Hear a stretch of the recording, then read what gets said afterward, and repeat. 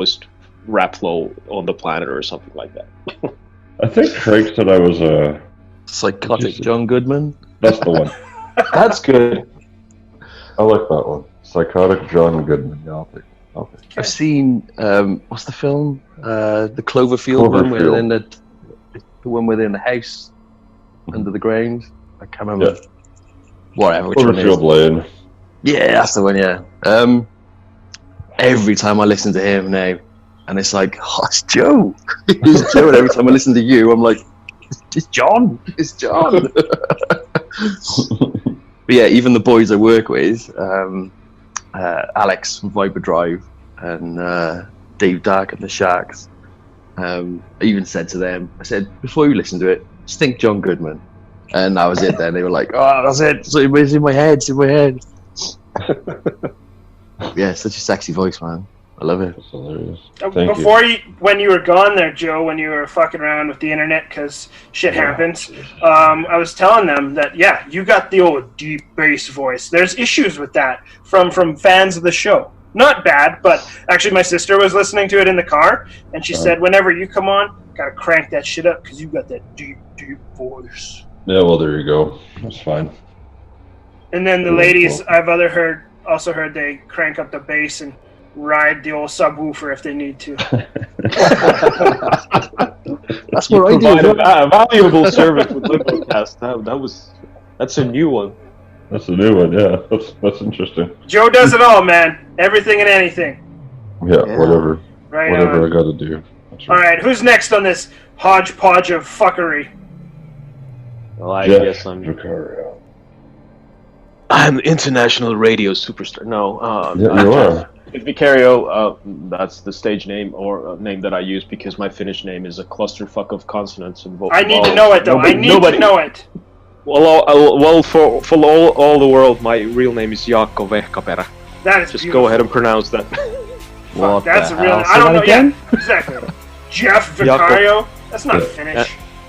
Yeah, well, will you kind of? Well, actually, Jeff Vicario is an old name that a friend of mine, who is my co-creator of this fictitious band called Integrator, which is a Finnish heavy metal band that doesn't exist.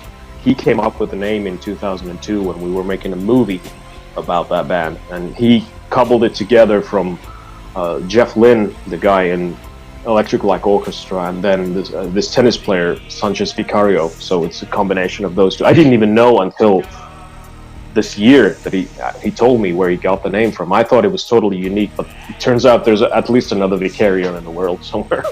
But he's a tennis player. No relation. Yeah, that's hilarious. But yeah, I guess I'm the main songwriter in this group thus far. But Joe and I kind of were. Well, he was the guy that suggested putting this together. Not that we had the name at the time, but I'm basically a middle-aged guy from Finland who writes songs. And at one point last year, I decided to start putting them online and joined Twitter, and then all these people started showing up from out of the woodwork, and it turned out that people actually liked what I did, which was kind of a new experience. Hey, cool, man. And then one thing led to another, and by the time we were in, was like February, March, when Craig and Jeremiah were already like featured on every single song. So we thought, well, what the hell, come be part of the band. So the main reason obviously was that when I was making my YouTube videos, imagine writing for every video is like Dark Matter Will Flow featuring the Hikikomori Pact and the 0 Point Projects. Like if you get one more in there, I'm running out of screen. Nobody wants to read that. So that's the reason you're in the band, Craig. All right. You're not good or anything. You're not good or anything.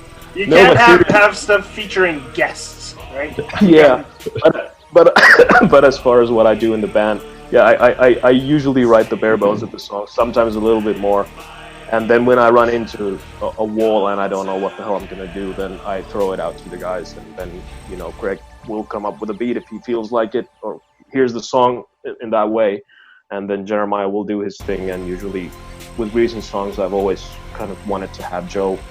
Well, on the last one that we put out, Nothing to No One, that was the first one where he was like the lead vocalist, and that was really cool that we were able to come up with a song like that, because we've had, well, the first song that we did as a four-piece, which was Weakness, that was Jeremiah sang on that one, and then I did a couple, and now we have one with Joe, so it's been really nice. So Craig, you're up next.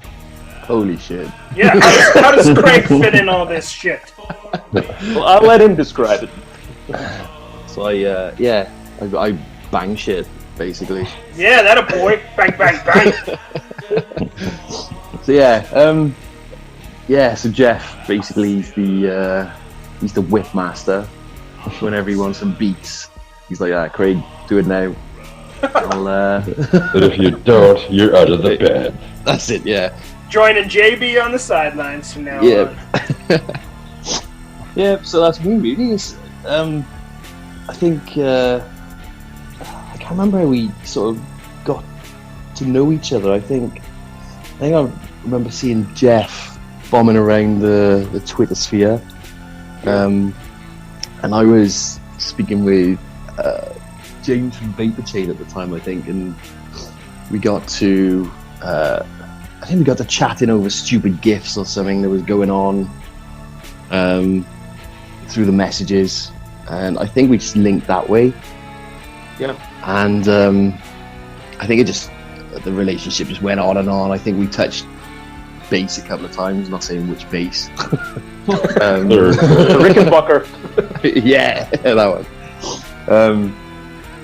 And I think we got. I think we were sharing some personal shit as well. And we're going through a rough time, so we were sharing some of that out. So yeah, we linked up good that way. And then I can't remember how. Did you ask me to put drums on something first, or did I ask you to do 9 Mile? I can't remember. I think it was Chernobyl.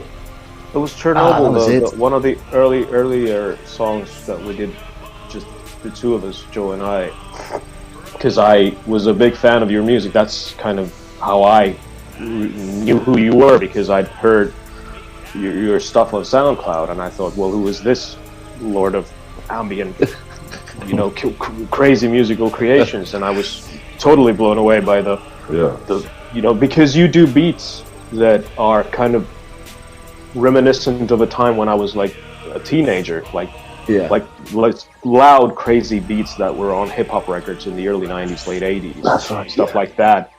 And it was really cool when at some point we discovered that we both are big fans of the Beastie Boys. The Beastie Boys, album, Paul's Boutique, which is kind of where my love of that really noisy drum beats comes from, because that was the first record that I ever heard where That's right. drums were like, what the hell is this? It was not a drum machine. It was like this crazy, I don't even know how, they probably like samples or whatever that they use, or real drums, I don't even know. But I was hearing all these little like things in your music, and I was like, well, this guy seems like he knows what he's doing. He must be utterly unapproachable. He's like this hermit genius somewhere. And somehow or another, I think you sent me a DM at some point, maybe because I had mentioned something on the public Twitter that I'm kind of going through something, because I did go through a rough patch early in the year, and then you and James from Vapor Chain would message me and say, hey man, are you alive? Are you doing okay? Which was really nice, out of the blue. And I thought, well, these guys seem like awesome dudes. So we had that connection before we did anything musically, which was really great. And then when I was working on a song, I had this idea that I wanted to do a song that was really sort of ugly and slow and menacing, because I'd been reading about the Chernobyl disaster. And I thought, well, this guy, 0 Point Projects, knows a thing or two about ambient sound, so I asked you to come up with an intro.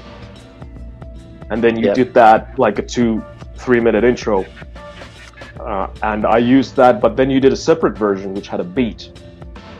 And that beat, I didn't use it, but then I used that to write the first song that we actually would work on together, which was Beat Zero. Beat Zero, that's right. Yeah. Named in your honor, because that was the beat. That was Chernobyl song. And I thought, well, this is so good, I'm going to use it for something else. And then there was that funny connection where it turned out later that the song that I played guitar on 9 Mile actually also had a Chernobyl connection, so it was like, That's right. this is so fucking weird because it was meant not to be. coordinated. Yeah, well, none of this was ever coordinated. No. Like when Joe and I come up with lyrics, it's always like, oh, I came up with this, well, I came up with that. Well, it fits, you know. We never talk about anything, just make shit. And it's the same with everybody. Whenever Jeremiah does a thing, whether it's a bass line or something, it's always like, oh, that's what was missing. Thank you. It's like, oh, that's really good. How did you figure that out with no direction whatsoever? Yeah. Yeah. With Beat Zero, it was that song's working title was actually Evil Brittany, because the bass line that I'd come up with it was from the song Hit Me Baby One More Time. Now imagine that over that beat. That was how I was hearing it. And then he comes up with this sort of loping, lazy, completely different thing, which turned that song into what it is. So it was basically like with Jeremiah, with him from the start, it was like co-writing over a distance, because he would have these ideas that completely transformed the songs and put them in a different direction than what I had imagined. Like Both Alone, the one that we're supposed to be releasing next, I'm gonna have to play you the original demo one of these days compared to what we have now. It's so far away from, like, far removed from what I had envisioned. So all these different things, and then when like Craig started doing beats for us, the first proper one was Weakness, and I remember hearing that for the first time. I'm like, this is crazy. Even my dad, who's like 73, 74, classically trained singer, and who knows next to nothing about popular music, he heard that song, and even he was like, that sounded really quite amazing, didn't it? Which is not a comment that he would ever make about anything. Not that he's always been super supportive of everything I do, but he doesn't have a concept of what popular music is because he doesn't listen to it. But when he heard Weakness, I think the adjective he used in Finnish would be like magnificent. Yeah.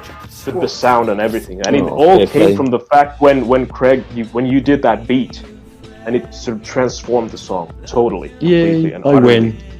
Oh, win. Yeah, you win. You win. I win. Woo! So yeah, you guys are busy like making like this music, beautiful music coming together. Jeff, Craig met kind of sounds like through Twitter, a common interest, interest through mental health and just overall shit that's going on in life. Joey, when did you come into the mix? What got you into, the group, and how did you connect with these guys? Well, I honestly, I met Jeff through Twitter as well. He has, I'm with him in this now, but he had a project called Black Distortion, which I thought was just phenomenal. I saw some of his YouTube videos he put on. I reached out to him and just said, fuck, I want to play your shit. When I was still doing the podcast on Anchor, I think I played like 2 hours worth of your music. Like I played everything you said.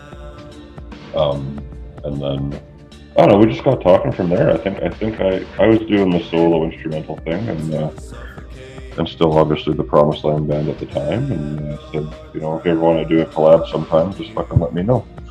And so he said one time, he's like, yeah, well, just send me something. Because I had this crazy little instrument I wanted to use that I didn't know how I would ever use it with the Promised Land band. So I kind of wanted to. I was going to start a whole new thing to just use this little fucking that chord saw that we used. It was kind of like our trademark sound for a little bit before we moved into this era type thing. But I wanted to do that, and I sent him a weird little thing like that, and he used it for our first song, and then Limbo was the first song. So it was kind of funny because we have a song. This is the podcast, Limbocast, and I had Limbo with the Promised Land band. He called this song Limbo, and I was like, well, yeah, I thought I was being really clever because I didn't remember the Promised Land band also had a song called Limbo. I remember when I sent it to you, and then I remember, like, after we put it out, I was like, oh shit. Oh, that's fine. Really clever, Jeff. Way to go. Yeah, could have named it anything, but then I decided to use that name for it. Yeah, my lawsuit's in the mail, and that's fine. But after that, like, we kind of just, like, these songs started to snowball. But I met Zero, Craig here, because, on that Chernobyl song, Jeff sent me your SoundCloud page. He's like, you gotta listen to this fucking guy. I'm gonna see. I'm just gonna see. I'll take a shot in the dark and see if he'd want to do something with this. And I'm listening to it, and I'm like, well, there's no way in hell this genius would ever do anything with us assholes. Yeah, that was my thought exactly. Like, why would we waste this man's time?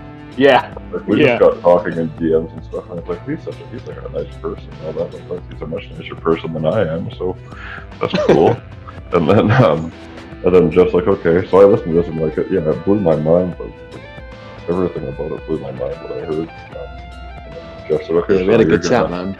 Yeah, we did for sure. We still do, you matey. You're my matey. Like, yeah. But then, and then he sent me, he did that, and then Jeff said, I want you to make a little intro, and you're going to do it with Craig, and I'll slap your shit together and see what we can do. And I was so intimidated. I was like, well, I don't know how I'm ever possibly going to do anything that could work with what this monster could do, but I'll fucking give it a shot. And, we got Chernobyl out of it. It actually worked out pretty good. It worked out quite well. And I think from there we stayed in touch, and like Jeff said, obviously, we got tired of featuring in the 0 Point project, because really at that point, after we did Chernobyl, Jeff, I said to you, maybe we should see what he's up to and just see if he wants to do stuff all the time type thing.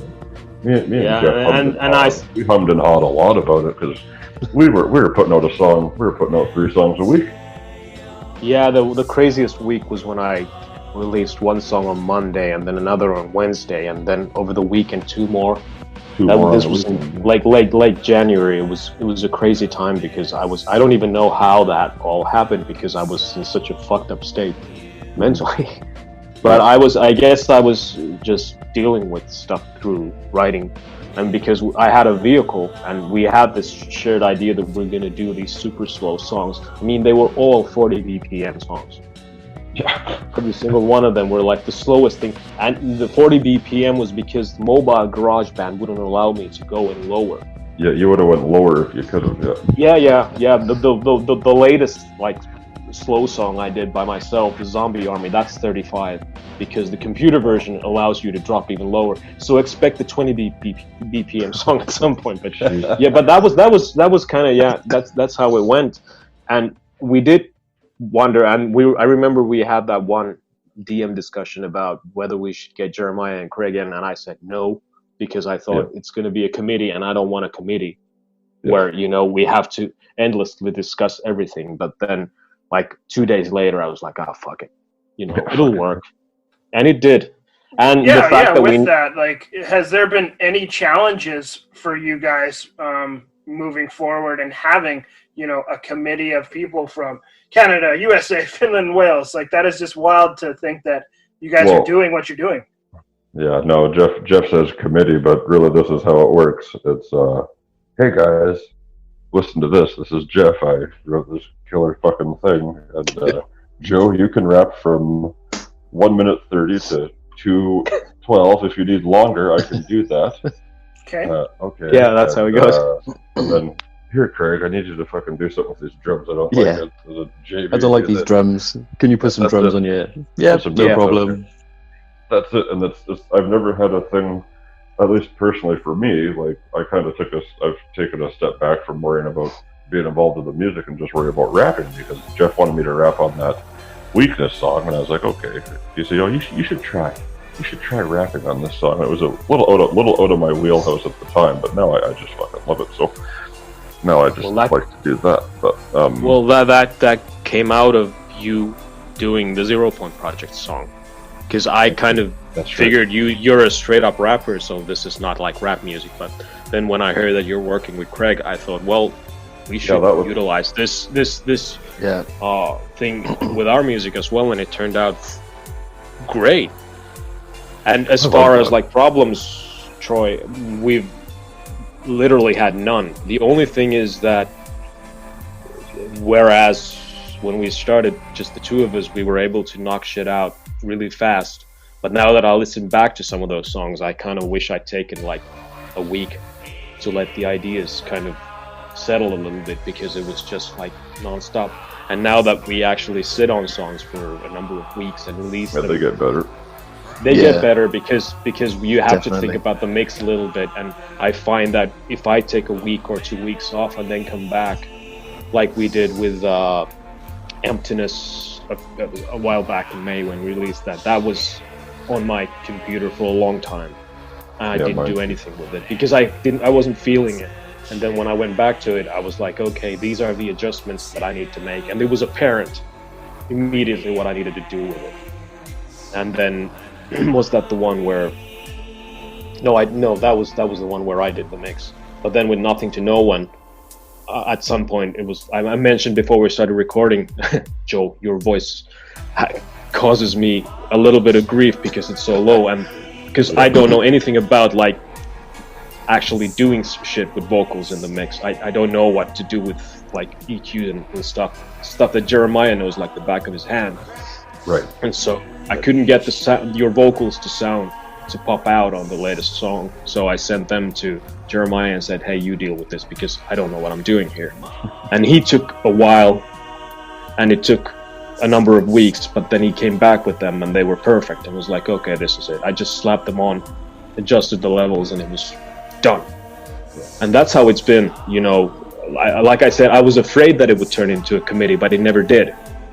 It sounds like everybody has their part, and they're willing to just kind of not know their lane, but they know where they fit and what's been working. And it sounds like you guys are getting better at integrating everybody into it equally and just kind of going from there and taking your time and making things better and better each go around. Yeah, I think the most important thing though, it just flows. Yeah. And I think that's with any band. I think if you previous bands I've been in, if you've got to work at something, it very rarely works. And if it just happens, I think that's the best thing. And everyone knows, like you said, their roles. Everyone's slotted in lovely, and it's just worked. And I think that's the best thing. I know when we first started, I was having thoughts. I was thinking, this isn't my usual sound, and I was sort of 50-50 on the fence, and I was like, it's not my sound. Am I comfortable with this? And I got to know you guys more, and I thought, shit, you guys, like, you actually know your stuff.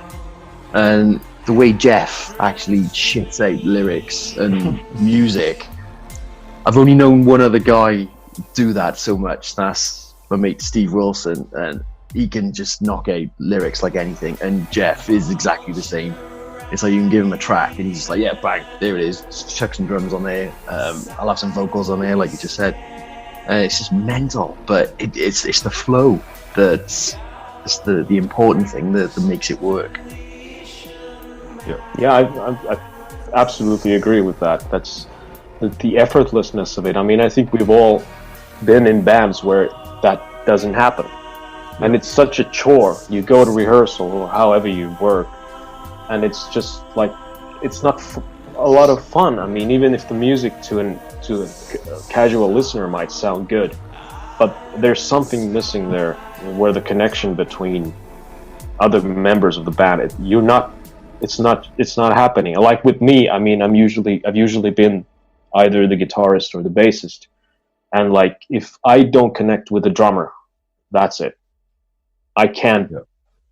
I've quit bands because I couldn't establish a connection with the drummer, and it's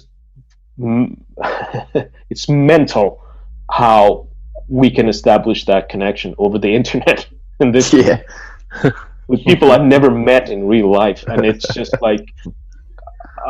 And what I also like about it, about this, is that if somebody doesn't feel like they have something for a song, then it's fine. Like with Emptiness, that's actually my beat, because I think you said, Craig, when I wrote that, you said I can't hear this, so I ended up doing it myself. That was fine. And then with the next one, which was Nothing to No One, you were immediately like, yeah, I got this. Yeah, that's it. If I can't hear it straight away, then I go by my instincts. Because normally I can fit into a song, listen to it and think, oh yeah, I can hear that beat go in there, I can hear this drum beat and off beat by there. But no, I think you nailed it, mate, to be honest, on that one. So you can have the props for that one.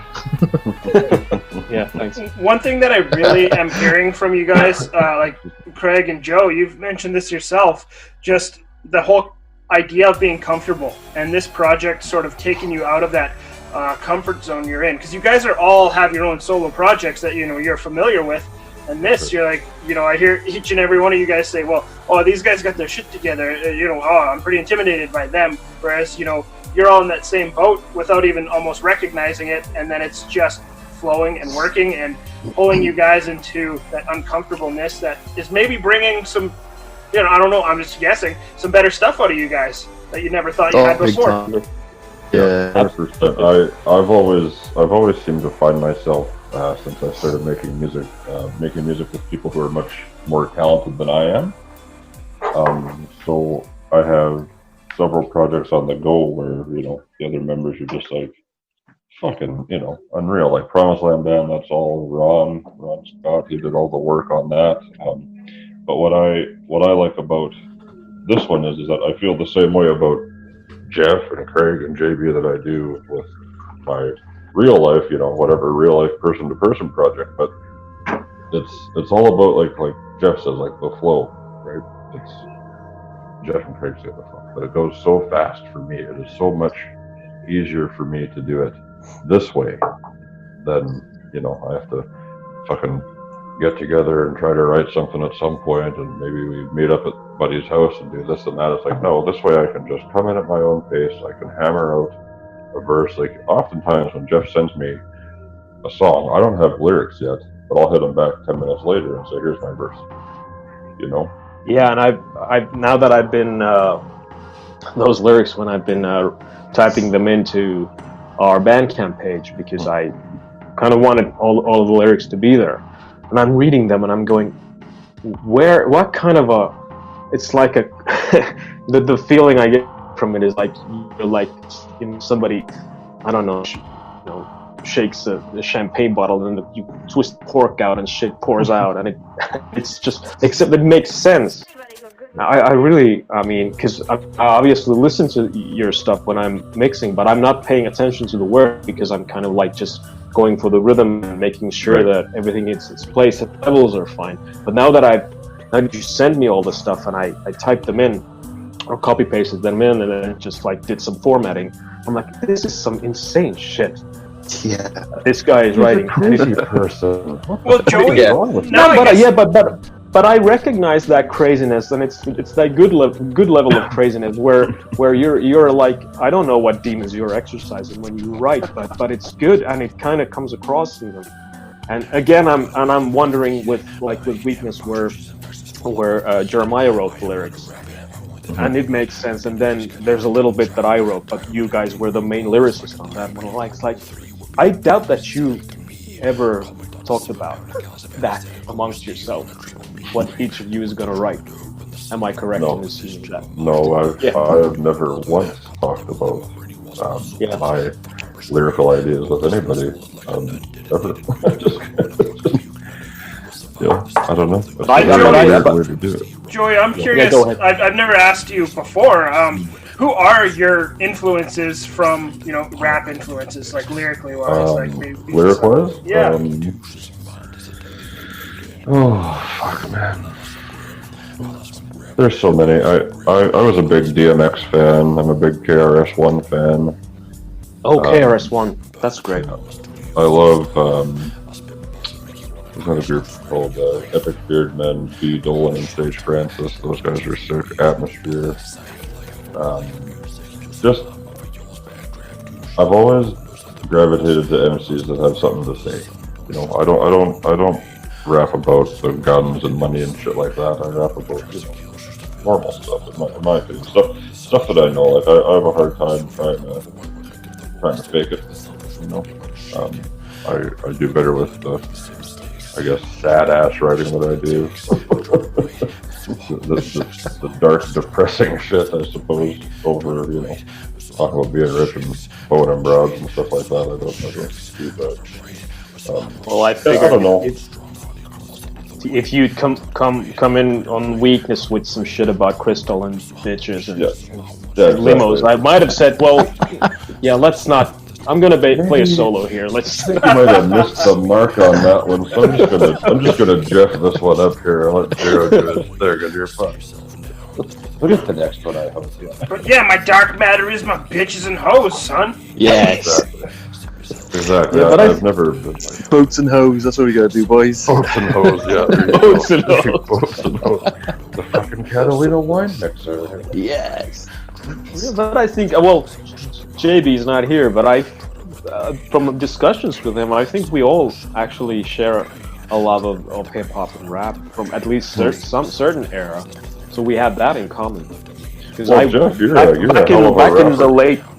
Back in the late '80s, when I discovered hip hop in Finland, which was kind of a weird thing to happen anyway, in '87 or '88, whenever it was, because it was like it wasn't anywhere, but I just happened to hear a song on the radio, and I thought, "What the hell is this kind of music?" Was that Run DMC? Was that Walk This Way? No. It was a specialist program on Finnish radio. They had like.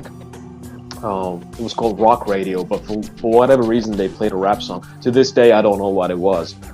It could have been. It wasn't Run DMC or Public Enemy or Beastie Boys. It was some other group. But I was really intrigued by it. I was 12 or something, and I never heard hip hop anywhere ever. But I knew the name, so I must have known that type of music exists. And then I started investigating, as you did at the time, which was basically go to the library and look at, cassettes that might look like the rap. And sure enough, the first one I think I got was Run DMC's, and it was Tougher Than Leather. That came out in '88, so it must have been '88. And that was the first one. It's by far, it's certainly not their best album, but it was like my first contact with hip hop, and I liked it.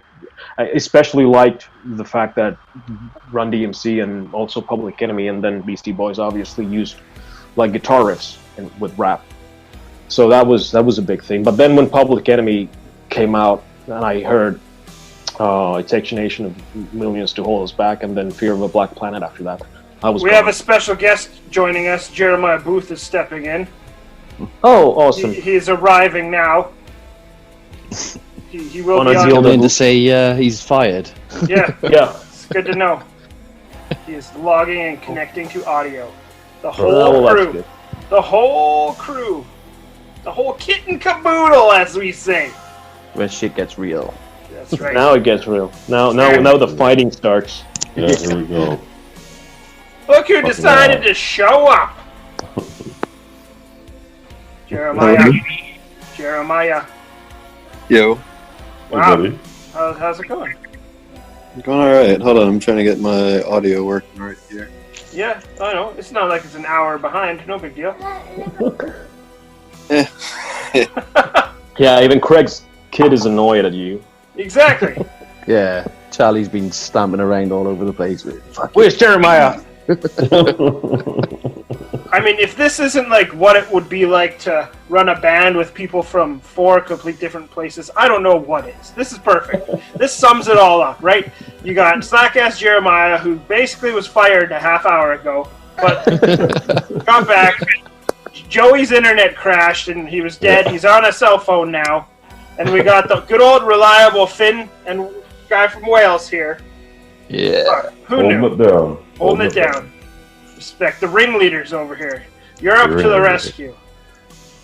Europe to the rescue. With your superior internet infrastructure and just efficiency.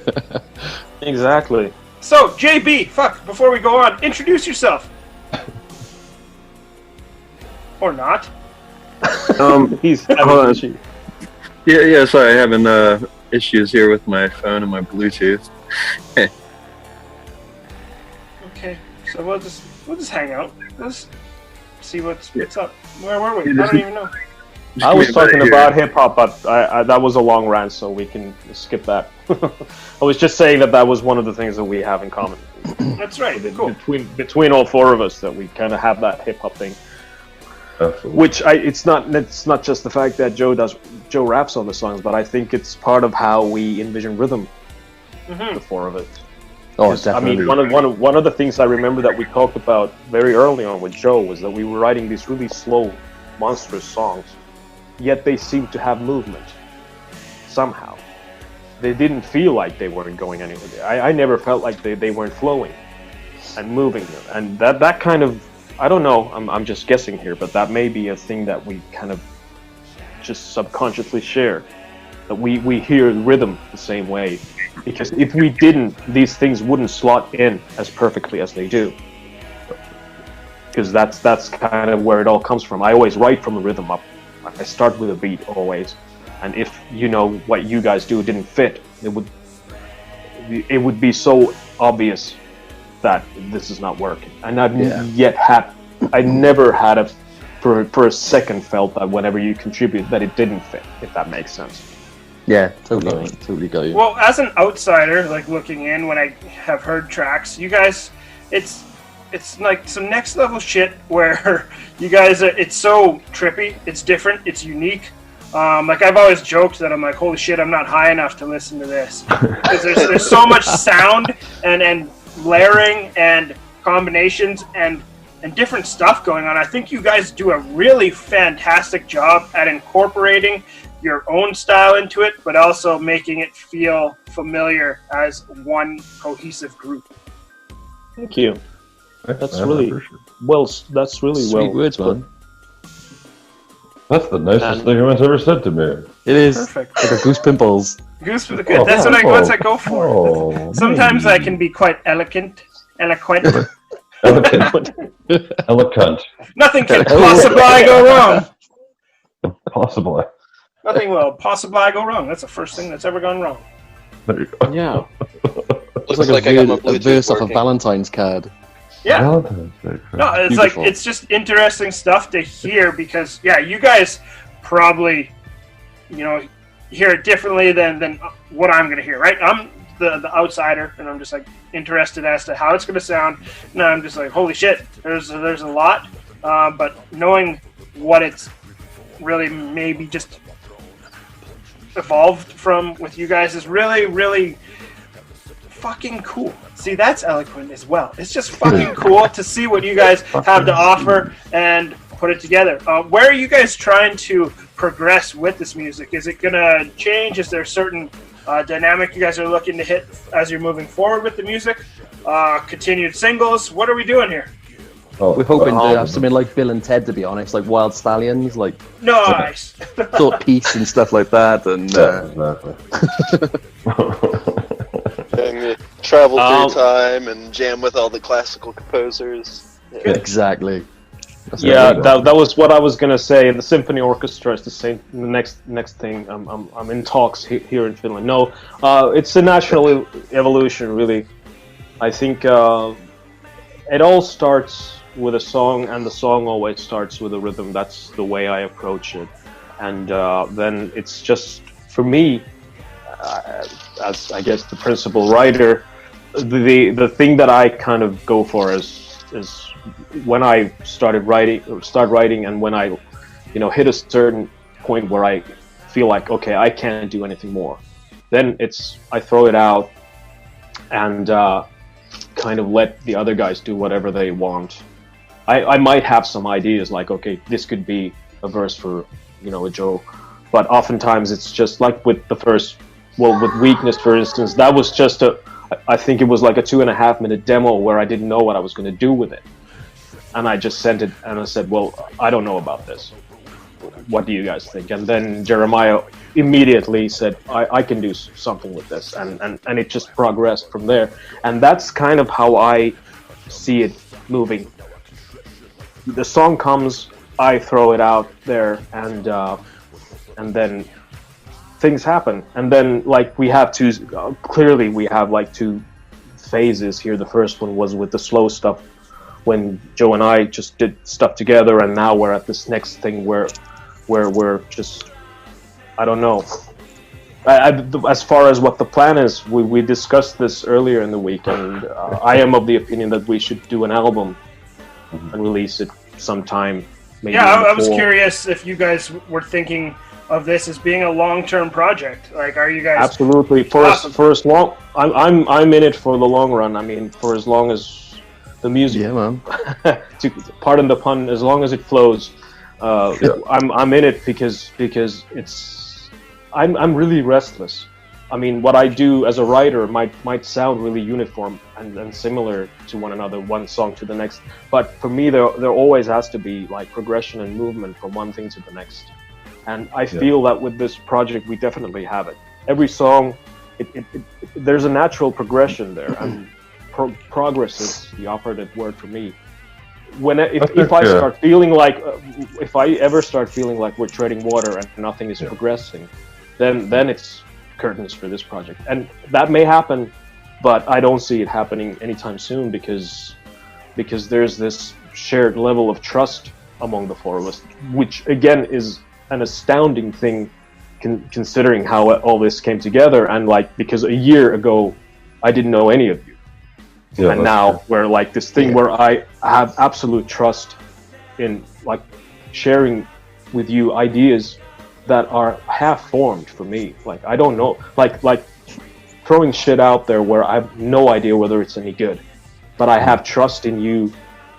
And also not just in saying, oh, Jeff, you're the greatest, but also saying like Craig did with Emptiness, is that I'm not feeling this. I can't do anything with this. That's also something that's great to hear. Like, okay. Yeah.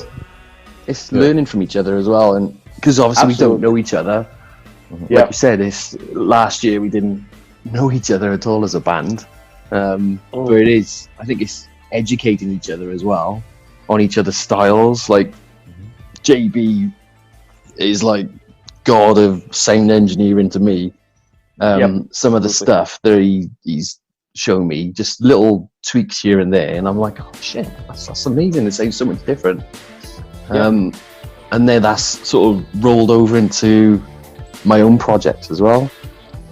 So yeah, it's learning from each other and learning the way Jeff structures the songs as well.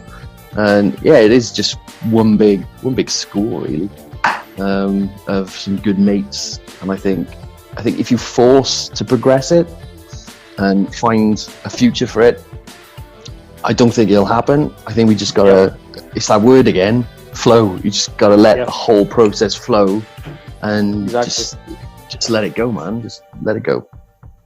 And just even like people that are listening now would have to realize, like on a personal level, like I talk to these guys every day, like pretty much every day, a couple times a week for sure. I'll fucking talk shit in the DMs we have and everything like that, and we get along that way as well. It's not.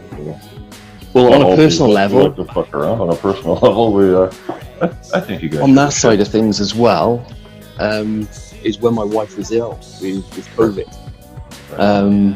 and I had more support from you guys than my real friends, if you know what I mean, with my close friends. And you guys were checking in every day on how she is and what her progress is and stuff like that. And that meant the world to me and to her as well. She was just so shocked that people were asking from over the other side of the world on how she is. And I just think that's the bond the group has got. And it just worked. Yeah, that is actually, I think that's pretty much like the foundation of this thing, in that the fact that we like,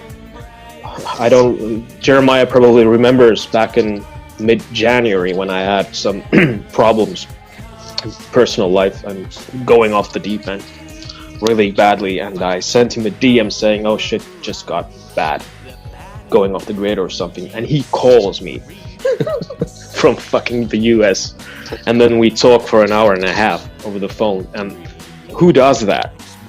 At that point we'd only been like conversing even on DMs for like a couple of months, month and a half or something. I guess my question is, who doesn't, and somebody that is going through some shit. It just seems the appropriate thing to do. I mean, if you actually give a shit about what somebody's going through, if you care about that person, you just got to be there for them. Somebody's going through some shit. You know what? I think a lot of people that this podcast will be heard by will be people who relate because community in general for like the independent artists I'm seeing you guys connect with, it seems that everybody is finding those like-minded individuals who it really matters to, as opposed to, you know, when you're forced to be around people that you live with, it's maybe not the same. You're just there. Yeah, okay, great. You know kind of what I like, what I do, what makes me tick. Whereas now you have the opportunity to better surround yourself with people who might be in similar situations and find people like Jeremiah who's going to make that call to somebody just because you legitimately care about them, as opposed to Steve down the road. You might know who he is, but you might not be as connected. Whereas, you know, this is people using social media in a beautiful way. Like, I love the fact that you guys are finding people like that. Myself, I found people that are, you know, basically friends, more friendly than friends I grew up with and things like that, that I'd rather reach out to than those individuals. Yeah, absolutely. I've known people for years and years that I'm not half as close to as I am with you three fellas, you know, or four, Troy, obviously, but you know what I mean. Troy's was my last real life friend I talked to. But just like, I don't know, I appreciate you guys a lot. You give me something to look forward to with the music, and yeah, it's been fun. Yeah, same here, man. Like, until I ended up meeting you guys, I mean, I did meet a few people. There's definitely some wonderful people out there. Oh yeah. I don't know, like, well, you know, once I met you guys, it kind of felt like everything that I'd been working toward, everything like was all just kind of coming together. You know, I finally met some people who, you know, they're way more creative than me. You know, you guys. Come on. No, man. I mean, you guys. Like, man. seriously, it's like it's one of those things. It's like, you know, like you guys were talking about. You send it out, you don't really know what's going to happen, but you're not really worried about it because, you know, when it comes back, you're just going to be like, whoa, okay, I wasn't expecting that, and then it puts you in a whole new headspace, and then you just move forward with it. Yeah, and you brought up. Sorry, man. You brought up Troy. You said, what would happen? Do you think it'll be something that fizzles out or anything like that? I think that with the four of us, like I did a song with Craig before Craig was in Dark Matter Will Flow. I feel like there'll always be some sort of incarnation of us like working together, maybe not necessarily on a Dark Matter Will Flow song, but with our respective projects as well. If I might say, definitely. Jeff, I need you to do a solo here, and Craig do this, but we're calling it this, and fuck Dark Matter Will Flow. But JV stood in it. You know, it's always going to be like these are people that I will actively always seek out, whether we're doing Dark Matter Will Flow or whether, you know, me and Jeff are doing Black Distortion or Enola Gay or whatever the fuck else we end up doing. Like, I've got like 4 projects with this guy now. You know what I mean? Like, it's whatever. I think that I think all roads will always lead back here for me. Yeah, it's always funny when you send me a track, Joey, because I definitely lose track. I'm like, what band now? I don't even know. Okay, yeah, it was fine, Joey. I get it. You rap and you got the deep voice, and I don't. So whatever. Such a band slut. I am, but loyal because it's all with Jeff. So yeah. But yeah, I don't know. I pretty much agree with that. I mean, I and touching on what Craig said earlier. I mean, for me, the community on Twitter especially, and then it's kind of like the core group of people that I interact with there. All of you are part of that, obviously. But I mean, having gone through a really sort of life-altering scenario in my personal life late last year, and then kind of, I don't even remember quite why I decided to join Twitter again. I mean, I've been there on and off since 2013, but I never kind of found my community. I would try different things. Like the last time I was on Twitter, which was in 2018, I think, or 2017, I ended up interacting with music fans, but not that many artists. And how I ended up being sucked into this artist community this time, I don't know what happened there. I think it was just pure luck, because the first people I actually followed were people from that previous Twitter experience, because I remembered a couple of guys that I thought were nice. But then all of a sudden, because I doubt that Twitter had changed in the year and a half that I'd been away, I'm sure the artist community was always there, but I just hadn't found it. But now, like, diving into it, and I had this attitude from the start that I'm just gonna say, because I used to be really careful on social media, very, very sort of careful with what I write. I would have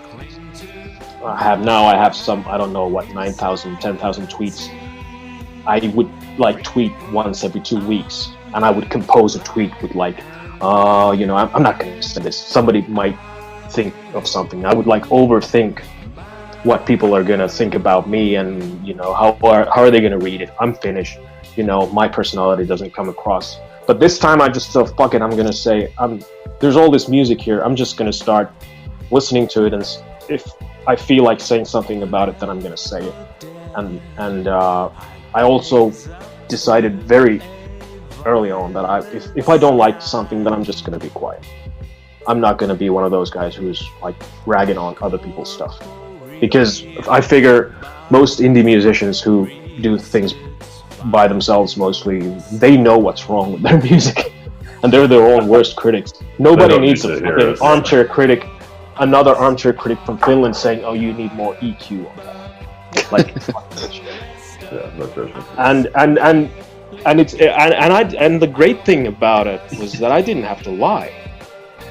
I never had to like make up stuff about people's music, because there have been a couple of examples where I thought, okay, I don't like this. A lot of like really bad SoundCloud rap that I've come up with. That's like, oh, okay, sorry, generic trap beat and some mumble rap. No thanks. But the vast majority of indie stuff that I've listened to in the last 6, 7, 8 months has been, there's always something there that I enjoy, pretty much like 99 times out of 100. And that's just amazing to me. And now doing the radio thing where I get to like pick my favorite indie artists and play them and talk shit, not shit, but you know, to talk whatever I want about. Yeah, you save that for us, Vicario. We'll start crushing some fucking dreams, yeah. Stealing our fucking gimmick. Yeah, I mean, like, exactly. But like, I'm going off on a tangent here, but it all kind of, it's all part of this process for me, like getting to know you guys, and then finding, because I've always had like a deep-rooted sort of need for doing something good, something positive, to contribute. And it's difficult, like within like the social media sphere, it's been really hard to find that thing, because it's such a combative environment. It takes a lot of work to make social media work for you. I like to say that when I was actively like, you know, using it a few years ago, it didn't make sense for me. I just found it kind of being miserable. Then I kept using it, and then got connected. Me and Joey started doing stuff, and you know, podcasting, and then sort of, you know, I always say riding his coattails, because you know, he's the artist and I'm just sort of like the fan at the end of the day. But I get to interact with a lot of people now, and you know what works for me? Hitting the mute button, you know, the block people, right? There's a lot of people who bitch and complain about how negative it is, and they just think it's terrible. Not really. Once you get pretty familiar with the muting and blocking, I don't see too much bad shit at all. I just see a lot of great music, a lot of comments from people that are, you know, considered my friends now and stuff like that. So it's really fun to see that when you can use it for what it's worth, instead of just taking the negative. You can turn it around. You just got to put the work in. Yep. Yeah, I agree with that, and I have such a long block and mute list on Twitter. I don't know how many hundreds of people I've blocked, and it just makes for a really nice. And the great thing about it is that it's positive, and it doesn't seem fake at all. Yeah. Well, obviously there are exceptions, but on the whole, whenever I log on Twitter, which I do several times a day, it's like, oh, friends. I don't get that, like, totally agree, that like feeling of like when your shoulder starts crunching up and you're getting mad and your blood pressure's through the roof because you're doing some like dumb shit about something like Facebook. Yeah. So that's really good. And social media being actually social, which is like a new experience for me. Because it's that's just, I talk about that a lot too. It's like ever since I came back to Twitter, it's just been absolutely insane. Like obviously like meeting you guys, and now we've got this shit going, and the podcast is going fucking crazy, and, you know, And yeah, like just not even, always forgetting about, weirdly enough, like SLE and like Jay, how fucking cool he's been, and finding somebody who hustles and works as hard as he does to be putting people together and just liking, basically, even like our podcast, Jeff has the show on there, and then we even got we have a connection with, Drinking with the Devil, and now it looks like he's going to be on SLE. So it's just people finding people. It's so fucking cool, and that's what you guys were able to do with your own music. Found each other and are making something really cool work out of it, and just showing people that, guess what, not everything out there has to be just garbage and bullshit. It can be actually enjoyable. Yeah. Exactly. You can actually like something for what. You don't have to just call somebody an asshole. You can say, hey, I like your music, want to check out my music, and not be a dick about it. Yeah, and I think we all come at this thing with the right for the right reasons, the right motivation. You can't force yourself. For me, this is what I do. Is I absolutely enjoy everything about it. I mean, I might be tired one day and might not be online for all that much, and sometimes recording a radio show might feel like a chore. So I kind of pick my moments, like today I'm going to be recording right after this because I know I'll be fired up to talk some more. But I do it for the love of it, really, not just the music, but the community. And knowing that something that I do actually brings people joy. Like hearing, this one artist from Australia that I played on the last show said on Twitter that that was the first time he'd ever heard his music on radio. And he was so happy about it. And I thought, well, that's reason enough for me to do it. Just that one artist getting that special kick out of something that I do for fun. Well, and me and Joey talk about that regularly. When somebody's like, hey, you were my first interview ever, or, I just loved how you guys hyped me up or made me sound. And when you guys think of your band together, has there been some comments from people that you've heard that have been good, bad, negative, it doesn't matter, just indifferent, that you've gotten the opportunity to hear or take from some people? Oh man, I don't remember. I don't listen to I don't pay attention to compliments, positive or negative. I kind of just, if I like what I'm doing, I'm fine with that. That's fine. Well, all the songs that we mostly, because we're basically just on YouTube right now, so I moderate all the comments there, and I can say that there has not been a single negative one on any of the songs that we put out. Not a one. And especially the ones that we've done as a 4-piece, uniformly excellent. Like from people that we know and complete strangers, it's all been great. And not that it that's not reason for me to do music, but obviously I'll take, if somebody has positive feedback, I'm more than happy to accept that. And I've also kind of psyched myself for the inevitable negative comment that will at some point come, but I'll just kind of be prepared. I'm kind of prepared to just ignore it and move on, because I know that what I'm doing is good. Not necessarily in the sense that the music is good, but the process is good. The people that I work with are great, and I kind of feel that I'm doing exactly what I'm meant to be doing. Yeah, really, for you guys, just honing it as to, this is a labor of love for you guys, is what it sounds like. Yeah. Well, certainly for me. I mean, I wouldn't do it otherwise. Like I said earlier, I get there has to be a certain level of progress. If something starts being the same old, nothing changes, then I lose interest, and it happens fast, and I drop out. It hasn't happened. I don't see it ever happening with this one, because I don't know. It works, and I try not to question it. I mean, I think a lot of it too is our age, our experience. We've all done a lot of different things, and I think we're just at kind of that point where it's all, writing, creating, it's all sort of just part of who we are now. So all we're really doing is just kind of expressing our personalities, And, you know, like, so, I mean, I know when you guys send me stuff, like, it just instantly as I'm listening, like, whatever's there, it's telling me something else, you know, that I need to bring to it. And I guess with the difference thing, it seems like everybody's just trying to do something new, you know, which I really like. It's not like I've got one beat and that's the only thing I can play, you know, or whatever. You know, like every time Craig adds some shit, you know, it's just like, whoa, you know, it just changes the whole like rhythm and feel. And you ever just wait for Craig to like really just fucking shit the bed on something so you can be like, ah, you are human, Craig. Nice try, asshole. You're not even good. Yeah.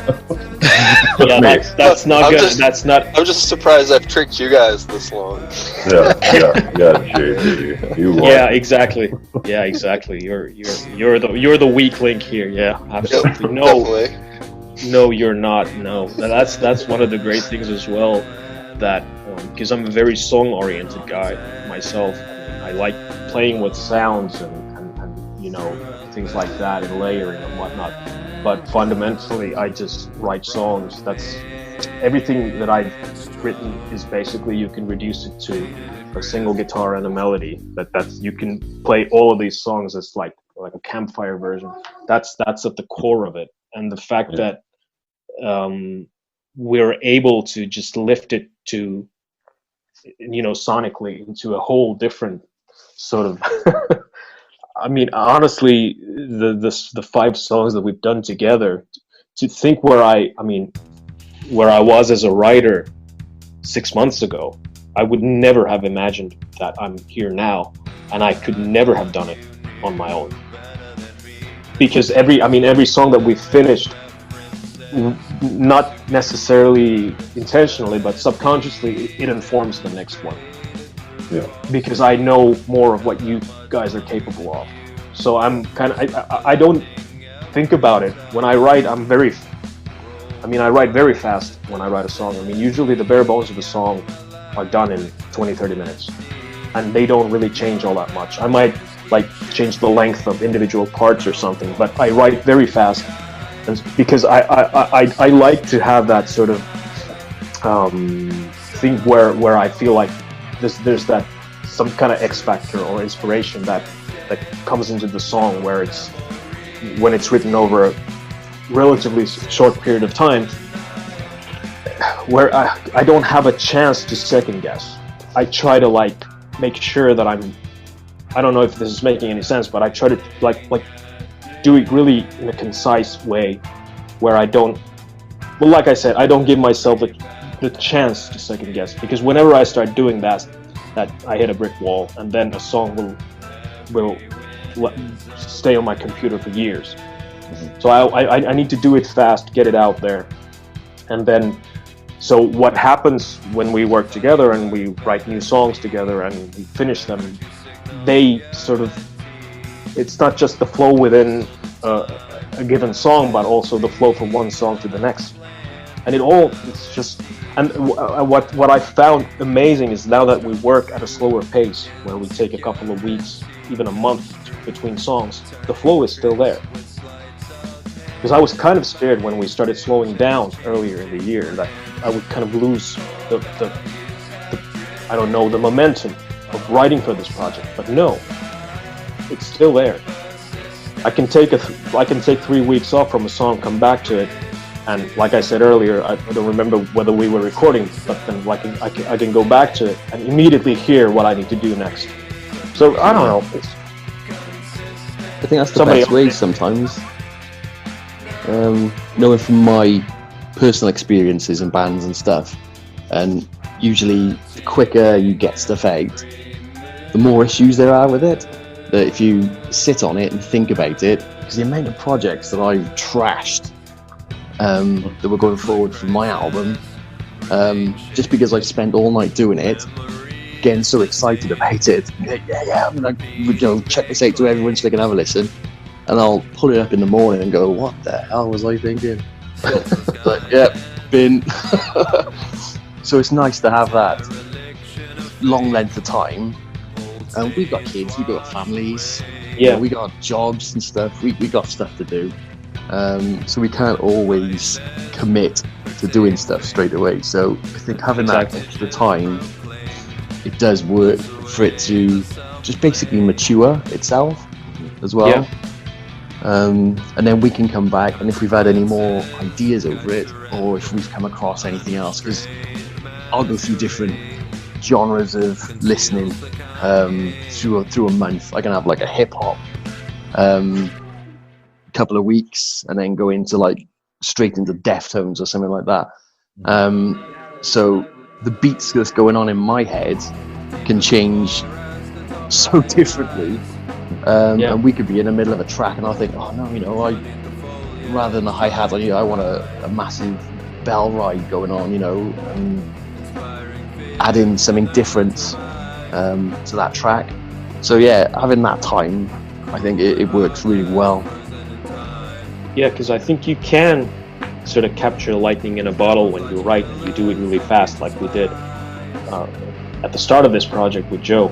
But certainly some songs work better than others, and now that there's that, but again, like the core of the song doesn't change all that much. The verse is there, the chorus is there, those basic ingredients are there, but the fact that we're able to think about the arrangement, the sounds, whether there's a real bass or a synth bass, and like you said, what kind of a drum beat you're going to construct, and that's. I was, like I said, I was a little bit worried that would that like kill the momentum, the flow, but it hasn't, and it all comes back to trust, I think, because I'm not sitting here anxious about whether you guys are working on this stuff. I'm not expecting. I tend to work pretty fast myself, but I certainly don't expect anybody to be like on this 100% of their free time. Because I know that when you have the time and when you guys feel that you can like focus on it, then you're gonna do it. And if it takes a week or a month or whatever, then I'm fine with it, because I know the end result is gonna be great. It's been uniformly awesome for me. Hearing back and like, this is this stupid song I wrote, and like Darkness, for instance, which was something that I put together in one night last, and it was February. Because that was actually meant to be a collaboration with a Swedish singer that petered out, but I just wrote it as the simple, like, acoustic, low-key piece, and it became this massive, dark sort of symphony when we started working on it.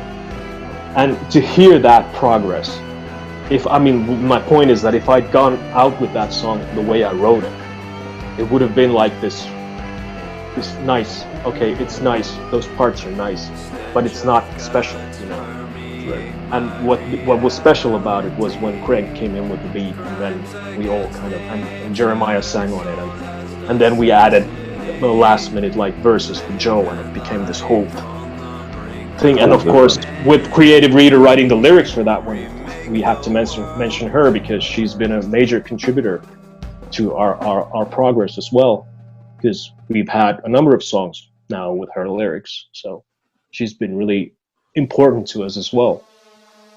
And guys, speaking of like some of your tracks, the finished product, with the collection of music you do got out, I'm curious as to know what songs you guys have created that are your favorites, like each of yours. Like, which songs are your favorite, the ones that you've either worked on or just like to listen to and really appreciate what someone's brought to the table?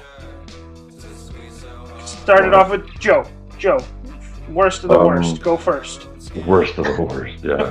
The song I like the least is I like all of them, honestly. Probably my favorite. Darkness is really good. I was really happy with how that one came out.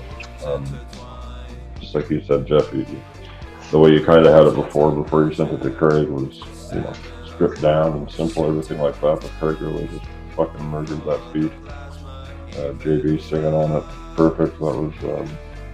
That's one of my favorites. The new one we put out, Nothing to No One, as well. But I think from like when we first started, I'd have to go with The Character. That's such a lumbering, menacing bastard of a song, and that kind of really. That was the second song that me and Jeff ever did. Yeah. Just that one will always be special to me. Really, like from the first 10 songs we wrote, they're what are they? Heavy, brutal, and uncompromising. Basically, they're long. They're like 8 minutes long. You have to really just sit there and be committed. And we were getting solid views on YouTube for these things. It's like people are sitting there for 8 minutes at a time listening to this shit. Like they're not just fuck it, you know. So it must be doing something right in that sense. I don't know. It's really working with these guys has probably put me in the best rap shape I've been in for a while, because I have to try and do different shit, and you know it's challenging for me. It's exciting to do something different, because I never know what I'm going to get. And then, you know, I kind of have a formula in other projects I work on, but with this, it's like, okay, how am I going to find my pocket here? I like that. It's exciting for me. I like the danger. And then who's next? Who else likes some shit? Likes your own shit? Brag about yourselves, guys. Brag about yourself. This is it, fellas, yeah. Darkness is the one for me. I fell in love with that big time, and this one of those songs that I think I mentioned earlier, that you hear something and you've just got that immediate like beat in your head, or for me anyway. And I think I was in my sort of trip hop state at the time, and listening to a lot of Massive Attack and Portishead, and I just hear this, and I was like, well, yeah, there we go, there's the beat, I just gotta get it down, and that song has stayed with me. I know all the other stuff we do is shit hot as well, but that one is just like, I don't know, it's got a place in my heart. I think that one has. I just love the drums that kick ass, to be honest. Yeah, you kicked ass on that one, yeah. that is again, the progress from where that song started off with to where we ended up is nothing short of amazing to me. And it really kicked up a notch when you did the first pass on the big beat, and I was like, okay, because I figured, oh, this is such a low-key thing. This is not in Craig's ballpark at all. He's gonna say, oh, I can't do shit with this, and then you come up with that, and I'm like, okay, this is gonna be something else again. How about for you, Jeff? What are some that you just like? For me, yeah. I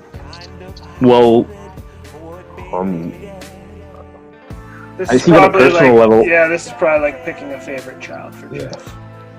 I tend to like the latest one, and for me, Nothing to No One is a really such a monstrous song. I remember when Craig did the beat for that one, I told him it was like hearing Beastie Boys for the first time. It was like this, like that made my day. That absolutely made my day. It was this massive sort of like it also reminded me a little bit of this Depeche Mode song that I really love called Never Let Me Down Again, which has this huge sort of simple effective beat, and it has some of that, but then it also sort of brought to mind classic Beastie Boys. But I have to say that my favorite of all it has to be Weakness, because of the way it came together from a really disjointed Going Nowhere demo. And I have to say that Jeremiah made that song what it is. His vocals on it are by far my favorite vocals from him on. That was just there's a little thing in the second verse where you sing an off a scale note, you go into a major key there. We've talked about this. Yeah, it's a little detail, but I love that. I was like, the fact that you went to the trouble of inserting that note there, and it's exactly right and it fits. That was so good. I felt like my performance on that song was probably the weakest part of it, now that I listen to it, because that was one of the ones that I recorded with this fucking iPhone earphone mic. I wish I had a better microphone for that one. but your verses just make it. And I do think I love my. I don't know where the guitar parts on that song came from because I don't remember recording them. I know I did, but like it was kind of a hazy period. But the everything combined in that one, especially the verses, and then that crazy middle section where Joe comes in for the first time. I think that caught a lot of people by surprise, and Oh god, yeah. and me certainly hearing it for the first time because I was like, how is he going to make this work? But he did, and it's a little, it's still there's a certain like level of like, I guess still everybody trying to fit in a little bit because it was the first proper one we did together. But I think contributions on that one from every one of you was just, they were just amazing, and I still, yeah, I'd have to say that's the one for me. Weakness. Cool. Who else? Jeremiah, did you say? I can't remember. No, I haven't said yet. Yes. Give her, brother. Yeah, man. Yeah, I agree with Jeff. Actually, Weakness is my favorite, and it probably is because that vocal performance and like how easy it came. It was like as soon as you sent me the track, I basically kind of like mumble melodied. You know, I was like da da da da da da. You know, kind of like had that, and I just mumbled through it, and I had the basic idea already, basically after one or two listens, and just how it all just came together. You know. And there's and I think a lot of it too is it's that song's pretty personal. You know, there was a lot of kind of like behind the scenes things that we had talked about, like, you know, subject matter and everything, and just yeah, sorry, I'm still kind of half asleep, but yeah, I mean, I think that was it. Just the personal, the subject matter, the conversations we had on it, how easy that came out. And I do think it was one of my better performances personally. Just kind of that sort of higher register, and that was a lot of fun. It was like it was like you guys send me stuff, and I hear things, and then I try things, and then each time it's like I feel like I'm pushing myself to a new level. And until I met you guys and started working with you, I didn't even really know those levels were there. I think that's a big part of it for me. It's you know, it's true, like, man. Like you were saying with like learning stuff every time, it's like now when I'm even writing my own stuff, as I'm doing different things, I think of kind of like, you know, what maybe how you guys would approach it, you know, what, because each of, like, everybody's kind of got their specialty, but everybody's also good enough to jump over to different areas and do different things. So I think I was writing stuff the other day, and I was mixing it, and I was like, what would Jeremiah do?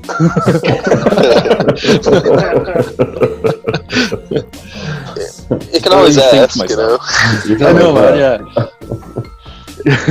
Those WWJD bracelets take on a whole meaning for you guys. WWJB. Yeah, that's right. Cool. I don't know, man. I still got a long way to go with mixing and stuff too. I mean, it's one of those subjects. I mean, I've studied the hell out of it, but I feel like I just haven't quite got it yet. You know. Well, that's kind of, I think that's why you're so good, because you're not complacent. You always, I feel whenever I've sent you stuff to mix and help me out with, like with the vocals to the latest song, I think you mentioned that with Nothing to No One, because you did a really good job, amazing job on them, and then you said, yeah, you should have heard the one I had the day before and it was shit. Which I don't know if that was true, because you're so critical of your of what you do, but I think that's what makes you a good mixer, because you're not complacent. You don't have like a single trick that you do every time and it's like, there it is. You actually, because you know, every vocal take, every song is different, so you have to, I think you've got to have a different sort of start fresh with each one, and not just do the same thing every time. Like, because if you say you have a long way to go with mixing, then I haven't even started, because all I do in mix is adjust levels and some panning, because I have like zero understanding of how to actually do vocals, like take a single vocal track and whatever you do with it, I don't know. I can't get it to sound that good. I rely on just having a good take, and that's important, obviously, but to lift it to that level where it's both a good take and well mixed, well, I'm glad to have you aboard, because I think you're gonna have to do a lot more mixing for us in the future, especially with the vocals. Hell yeah. Yeah, I mean, I'm down with that. They made that last song so much better. The mix I had with vocals was horrible, and you just whatever you did to them, that was amazing. Well, guys, we could stay here all night and listen to you guys blow one another, but you know, it's about time to say. We don't want to leave you out, man. We got to get with that beard tickle. It's all good. It's good. It was cool to hear how you guys started, how things are going, where you're progressing, and what's going on. But yeah, I'm going to tell you right now, I got to get to bed soon. I got to wake up in 3 hours. So shoot the shit. Put your last shot out here. What else can you tell everybody? Where can they find you? Where can they listen to you? Fucking, how do they support you? Give you guys some money. You guys deserve it. I think everybody deserves it. Money? Well, yeah. Money, yeah, something. Wouldn't that be something? Yeah. I don't know. You go on there. We're on Money, what's Bandcamp. that? YouTube and Bandcamp, that's the two places where we have music now, and Reverb Nation, I think. Yeah, Reverb Nation. Reverb Nation, sorry, yeah. So that's it. If you want to pay for something, then Bandcamp. We're not expecting anything, but yeah. Give them your money, motherfucker. Yeah, we have the whole catalog is on Bandcamp. The old stuff, the new stuff, everything is there. As far as plans, the idea is to put out an album, a proper release through every digital channel available at some point when we get 8, 9, 10 songs together. That's what I'd love to do. That's what I'd love to do this year, and have a proper release. That'd look awesome. That would be great. To have you guys out there, put that out there. And I know you guys got a lot of people that I'm sure are looking forward to it, because each and every one of you has your own kind of group you're running with. But at the end of it, you all get together and seem to, have a close knit group of people who care for one another and are putting their hard-earned shit out there. You guys are doing it, working hard. Keep at her, man. Keep doing it. It was a pleasure to chat with fucking Joe, JB, Jeff, Craig. Awesome. I hope it went well. It's a Limbo podcast, right? We had issues. People didn't show up. People left. Internet went down. It's people just were life. fired. Yeah. I showed up eventually, man. And then, hell yeah. And all that. Gordon, oh yeah, JB, you're sacked, by the way. Can I throw a final shout out to Rachel, who's done our artwork? Yes. Yeah. I forgot to mention her. Pickled Faye on Twitter and Instagram. Go check her out. She is amazing. Rachel, she's doing more art for us as we speak. Awesome. What was that Twitter handle again? Pickled Faye. Cool. All right, definitely check it out. Right on. Yep. Check it out. Cool. Well, thank Is that you. it? Is that Thank you, all? Troy. We figured it out? We sort of got it. We got it. Yeah. Okay. Thanks, everybody. This was fun. All right. Thanks for having us. Some of you guys are just waking up. Others, like us, are going to bed. Yeah, sleep tight. Yeah, I'm going back to bed. Good night. It's nice to talk to you, Zero, my man. Yes, boys. Finally. Finally. Yeah, I'm sorry I missed the first part of it. That sucks. I fell asleep. I set an alarm and everything, but I guess I slept right through it for about an hour. So.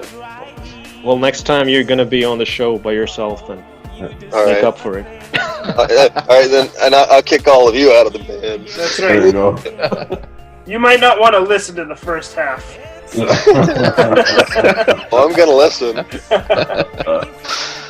Yeah, we talk shit about you for an hour straight. Well, that's fair. It was good. Thank you so much, Troy. All right, Dark Matter will flow. We were here. I was with them. Shit was fine. I don't know. This wasn't my best work. I'm tired. Leave me alone. Fuck you I guys. thought you did pretty good. This is really good. I thought you did great. Awesome. I'm sorry for talking over everybody. Just Jeff. That's why you're the king of SLE. Right? Okay. Well, okay, and you're humble too. You took that awfully fast. Just accepted that, hey? Oh, yeah, that's fucking me. Yeah, Fucking That's me. I'm on my throne here. yeah, take it easy, Yarpy. Yeah, I will. Yarpy. Try to hold on to my fingers. Yeah, how do you say your last name again? It's fucking cool. A beca pera. Oh, that's fucking cool. Ridiculous. Yeah, but after that. I was definitely pronouncing it wrong the whole time, but you know. Yeah, awesome. Okay, guys, I'm stopped recording. So everybody, stay cool. Keep cool. Ka! Okay, bye now. Woo! Later.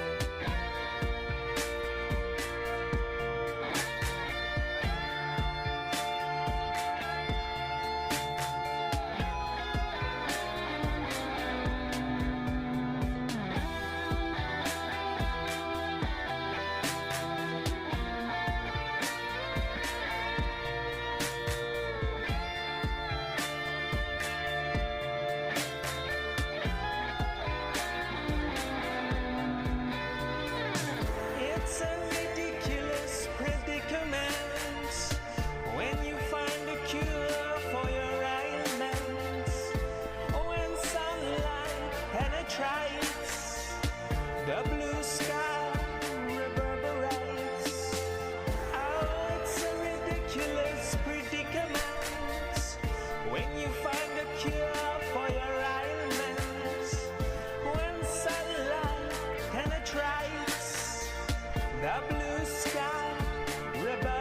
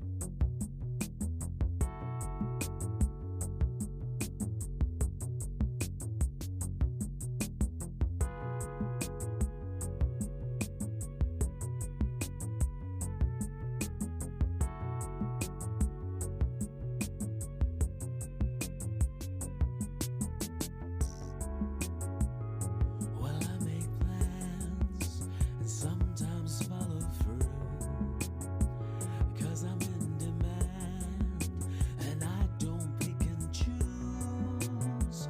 I've got a dirty mind and it's a sleazy world, so let's do it now and do it good. You don't have to love me, this isn't over. I haven't even started yet. When you roll over, I know I've made the safest bet. This isn't over until I say it's over.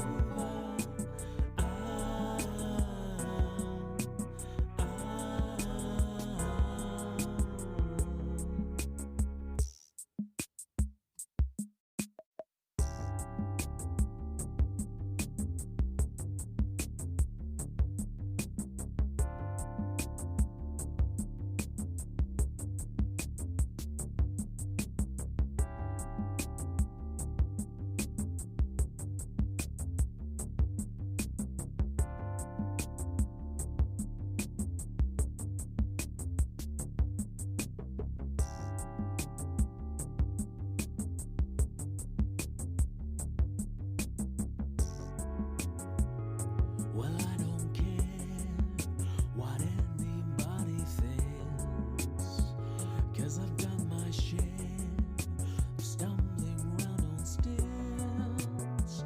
I've got money to burn in this sleazy world, so let's do it now and do it good.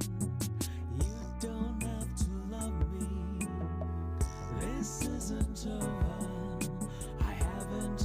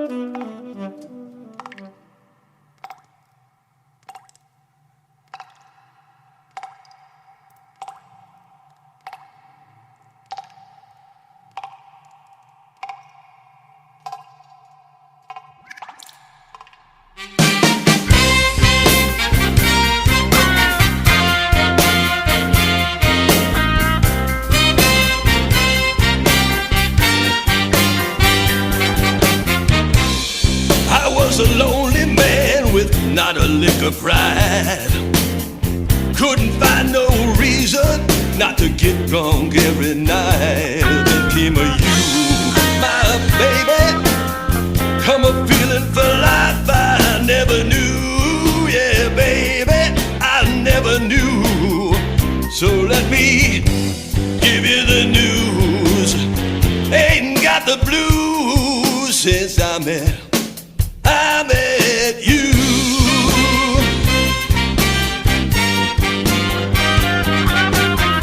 I never had nobody to share the gift of life. No one to call my own, no one to set me right. Then came a you, my baby. Come a feeling for life I never knew. Yeah, baby, I never knew. So let me give you the news. Ain't got the blues since I met you. Whoa, whoa, whoa, yeah. No woman ever made me feel so damn satisfied. There won't be no more waking up in the middle of the night. There won't be no more going round in circles with a frown. Without your loving, my world is upside down.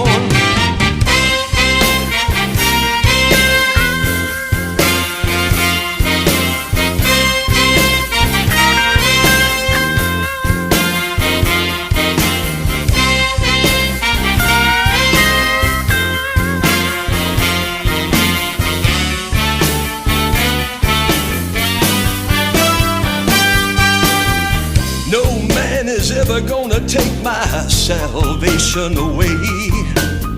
Right here inside your loving arms is where I'm gonna stay. Because of you, my baby.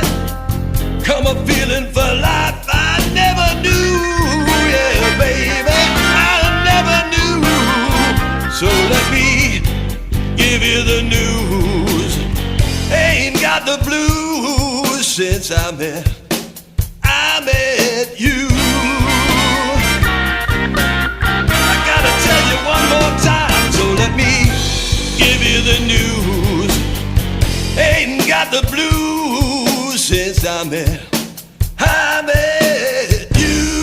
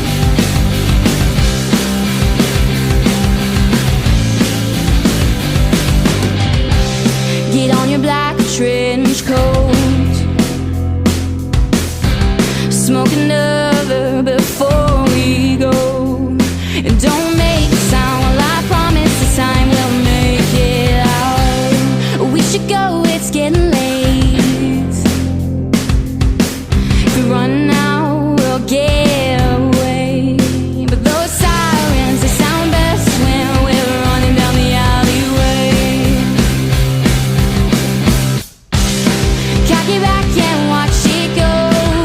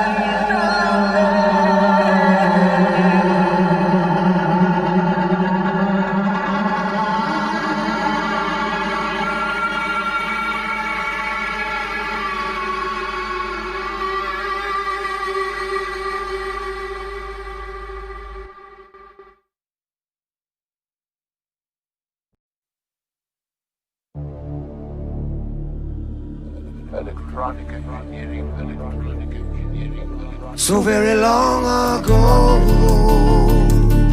for the first time, you let your body show how you really feel. So many times we've cried, a pressure building up inside. Where do we go when we let go? And though we know the answers are bouncing right through our conscious mind, we can't live inside all of these years. I never saw something like this. There is no bliss. I just need to find the happiness I know. I came to be blessed. And don't you know how they jacked us up, and then they stacked us up, and when the fucking chips were down, they never backed us up. Keep telling stories about the way that it used to be. Why can't they see? I came to be blessed. Open the gates, I fucking came to be blessed. Open the gates, I fucking came to be blessed. Open the gates, I fucking came to be I blessed. came to be blessed. Open the gates, I fucking came to be blessed. The fire in my stomach melted steel into a pit. I think I won't get ahead, but I can't ever quit. I wrapped a Pandora's box just to